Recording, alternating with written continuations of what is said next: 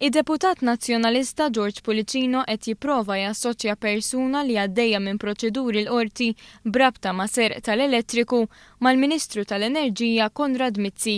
Iżda jirriżulta li din il-persuna laqgħat kienet involuta fil-kampanja tal-Ministru Mizzi u lanqas mid-distrett tiegħu. Huwa Luis Attard il-bniedem li kien jaħdem għal Enemalta u li skont Policino huwa tal-qalba u qrib tal-Ministru Konrad Mizzi.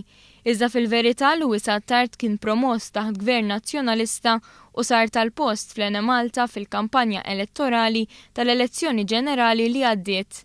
Il-Ministeru tal-Enerġija fisser kif Policino għalhekk biex jagħti xturu wara d-dettalji li ħarġu fl-aħħar ġimgħat dwar il-kuntratt tal-panelli fotovoltaiċi.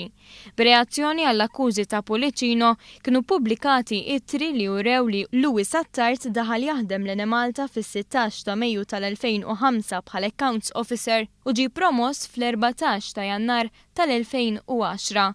Id-dokumenti kienu firmati miċ-ċermen ta' dak iż-żmien Tancred Tabone u l-kap eżekuttiv Anthony Bonello.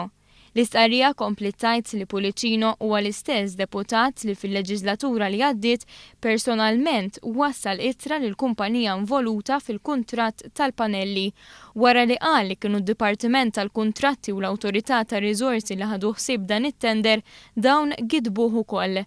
U issa li Policino nqabad waħdu li kien hu responsabbli mill-maniġjar tal-proċess tat-tender ivvinta allegazzjoni bla bażi biex jerġa' jipprova jwaħħal il-ħażen f'ħaddieħor.